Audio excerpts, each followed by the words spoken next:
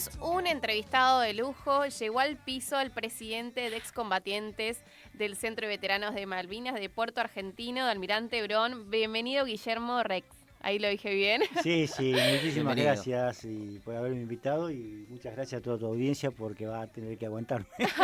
Un placer, Guillermo, tenerte en el piso. Gracias por haber venido. Ni bien me comentó Facundo, la idea de traerte al piso me pareció excelente. Es la primera vez que te vamos a entrevistar en nuestra segunda semana de Más que Noticias, en el programa institucional de la Casa de la Cultura de Almirante Brown. Tengamos en cuenta, Meli, que mes de abril, mes de Malvinas, pero en realidad decimos que siempre hay que hacer un revisionismo de Malvinas. Así es. Sí, no, en realidad el fuerte siempre es abril. Nosotros hace muchos años que venimos peleando que Malvinas es todo el año. Pero, a ver, no Malvinas, ahora a lo mejor lo vamos a profundizar. Malvinas es simplemente una palabra que encierra muchísimas cosas. Malvinas fue una bisagra, un portón que se abrió después del 82 de una manera impresionante, en donde empezamos a tomar conciencia de lo que es la soberanía territorial, marítima, los recursos naturales. Antes no nos hablaban porque no les convenía a muchos gobiernos hablarnos de eso. Es verdad, sí. Entonces, Malvinas abrió ese gran portón. Entonces, lo que nosotros buscamos realmente es que Malvinas sea todo el año. Para mí tiene que ser todo el año. Me parece que no hay una fecha especial como para conmemorar. Es todo el año. Y sí. O sea, eso es lo que buscamos. Y eso es lo que estamos tratando de hacer. Y eso es lo que después de muchos años de lucha hemos podido más o menos conseguir. Sí. Yo te quería preguntar, Guillermo, ¿cómo fue ese momento, el contexto? ¿Cómo te enteraste que tenías que ir a la guerra? Si nos podés hacer un breve resumen de eso. ¿Cuántos años tenés, Guillermo? Yo en este momento tengo 61. 61. Yo tenía 19, 20 años. Ay, re chico, re sí, joven, sí. Muy. Yo del conflicto te voy a comentar muy poco. Bueno, dale, lo que vos ¿por qué? sientas. No, te voy a decir por qué. Sí, te voy a decir por qué. Cómodo. No, en realidad no es porque me incomode. Sí. No. Mira, te voy a decir, yo ni enterado estaba que iba a Malvinas. Yo estaba haciendo la carrera militar, era cabo, pero estaba estudiando como mecánico aeronáutico. Me encantaba estudiar, soy de los pocos pibes que me gustaba muchísimo estudiar.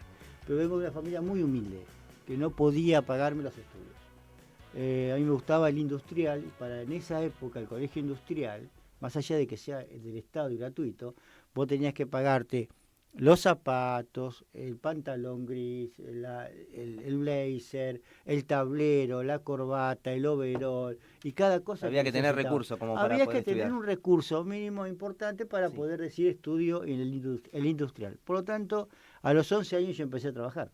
Bien. Muy joven. Muy chico. Exactamente. Hoy en día sería ahora son 11 años trabajando. Sí, claro. Bueno, pero no. En esa época era algo normal porque éramos gente de trabajo. Todos. Sí, creo que desde muy temprana edad se empezaba a trabajar. Mi mamá a los 12, por ejemplo. Era una generación que trabajaba ya de temprana edad. Desde muy chiquito, sí. Pero el trabajo aparte era una dignidad, ¿no? Era obvio, una cosa, era una cosa bárbara. Obvio. Y la gente era... La gente en esa época era pobre, pero no miserable.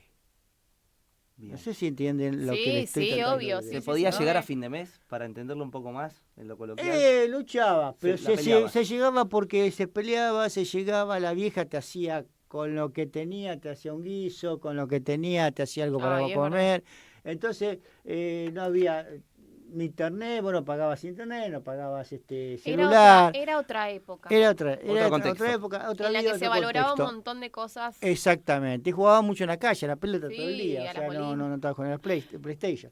Bueno, y hasta que un día yo estaba trabajando, me acuerdo, y vengo al barrio, que estaba jugando en el barrio, y viene un amigo mío y me dice, vos sabés que yo tengo un primo mío que es mecánico de aviones. Yo tenía 14 años más o menos. Mecánico de aviones en la Armada.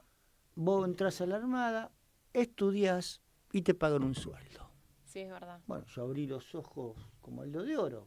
Sí, obvio. Uno piensa, claro, es mi salvación. Un empleo aparte, en una situación vulnerable. Me estudian, me pagan, dijiste por ahí. Claro, como que... vos imagínate, yo tenía una madre y una hermana a quien alimentar. Por lo tanto... Sí, ni lo dudaste. No lo dudé, ni lejos. Aparte, me anoté, me encantó el tema de ser mecánico aeronáutico. Entrás, rendís exámenes, toda la historieta. Hasta que, bueno, aprobé y hice el curso, empecé a hacer el curso y me dan de pase a Punta Indio, a la base aeronaval Punta Indio, en la primera escuadrilla aeronaval de ataque. Bien, ahí te dieron un destino. Wow. Un destino. Esa era la escuadrilla que estaba yo con la que yo fui a Malvinas. Bien. Mire. Con esa participaste en la guerra. Exactamente, en Puerto Argentino. Bien. Ahí es la escuadrilla que más condecoraciones tuvo de la aviación naval, es la escuadrilla que más vuelos tuvo bajo fuego enemigo, es la única escuadrilla monorreactor, porque era a reacción el avión, chiquito, pero monorreactor, Mira. en las islas, que operaba directamente en las islas. Fue condecorada toda su escuadrilla, no solamente con la medalla al honor al combate, sino al valor al combate, la medalla al honor y valor al combate. Merecido reconocimiento. O sea, fueron 5 condecoraciones, perdimos compañeros, y lo que te voy a decir, como te decía de la guerra, que poco voy a hablar porque mucho ya se ha hablado, Sí.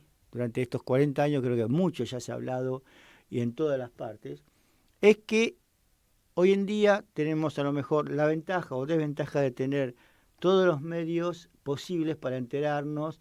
Antes vos, te repito, yo por ejemplo el día 2 de abril estaba en mi casa porque hacía 40 días que había estado en toda la zona sur haciendo una comisión, ¿no?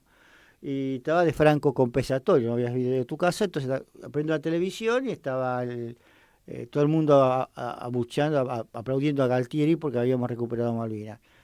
Entonces, cuando voy, hablo por teléfono en la casa de un amigo, pero para ir a la casa de un amigo yo vivía en Los Polvorines, tenía que irme hasta la estación, caminar 20 cuadras de Los Polvorines, tomarme un tren a Munro, que eran otros 40 minutos, después caminarme 20 cuadras para tomar un Mirá teléfono. lo que es el tema de la tecnología. Y esa Exactamente. cuestión, mirá cómo cambia Y el espacio. transporte era otra Moverse. época. Claro. No era que tenías un teléfono. Pero Muy ni siquiera el pocos teléfono tenían público. teléfono, ¿entendés? Por eso te digo. Pero todavía no era la época ni el teléfono público. No, Mirá lo que estamos hablando, porque el teléfono lejos, público es sí, viejo ya también. Claro, sí. y vos sabés que llego a la casa de mi amigo, llaman por teléfono a la base aeronaval y me dicen, sí, la operadora, porque esto era la operadora, no había Sí, telescala, no, porque obvio. llamaba la operadora. Bueno, en 14 horas tiene una respuesta, nunca llegó esa respuesta. No. Entonces imagínate que, bueno, el otro día nos tomamos el micro, me vuelvo a la base aeronaval y de ahí destinó Río Grande y después Malvinas. Bueno, entonces, ¿a qué voy con todo esto? ¿A qué es la tecnología? Sí.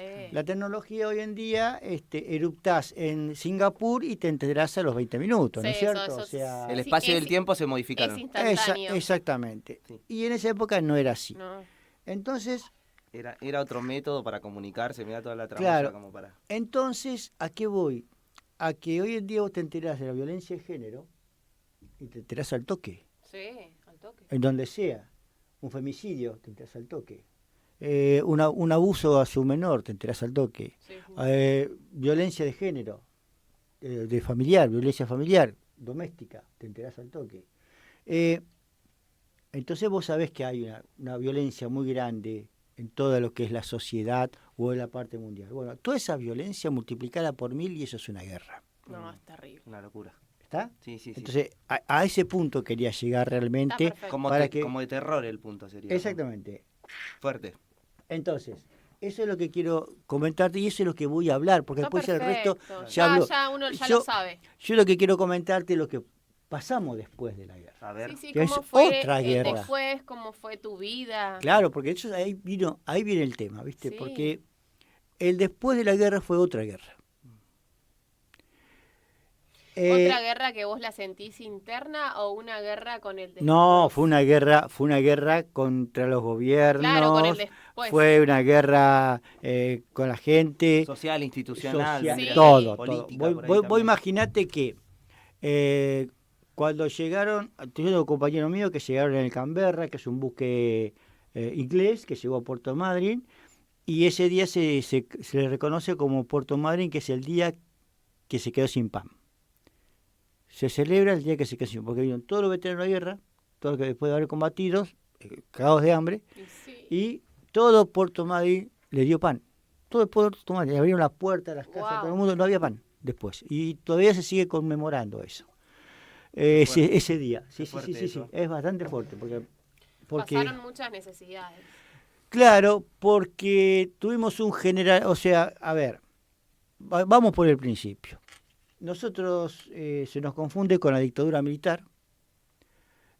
porque fue el conflicto en una época que estaba la dictadura militar, el gobierno militar. Sí, un gobierno que quiso salvar con el tema de la guerra esa situación, ¿no? Social, económica que había en contra de ese Obvio, gobierno. no nos olvidemos que el día 30 de marzo fue una manifestación de la CGT en contra del gobierno y la pobreza que había, la falta de trabajo que había, y fueron repelidos, Sí, ¿no? sí, Eso fue sí, el 30 de noviembre, perdón, el 30 de marzo. El 2 de abril salieron a apoyar a Galtieri, pero fíjense ustedes que los cánticos eran fácil, soberanía sí, dictadura no. O sea, ya estaba avisando el pueblo que no. El tipo se la empezaba a ver negra, necesitaba esto para poder ganar. Del otro lado estaba Margaret Thatcher, que se estaba viviendo al bajo del gobierno, con toda la problemática de lo que era las minas de carbón y todo ese tipo de cosas, que ellos tenían muchos problemas. Es más, estaba el Parlamento inglés a punto de deshuesar todo lo que sea portaaviones, buques y todo, porque era plata tirada. Así que esto a ella le vino como anillo al dedo.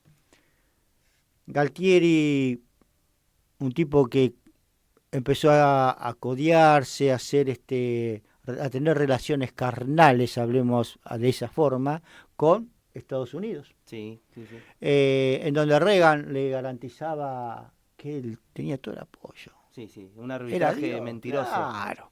Entonces, bueno, Galtieri, un tipo sumamente egocéntrico, estaba él, Dios y el resto venía, ¿no? Ah. Y esa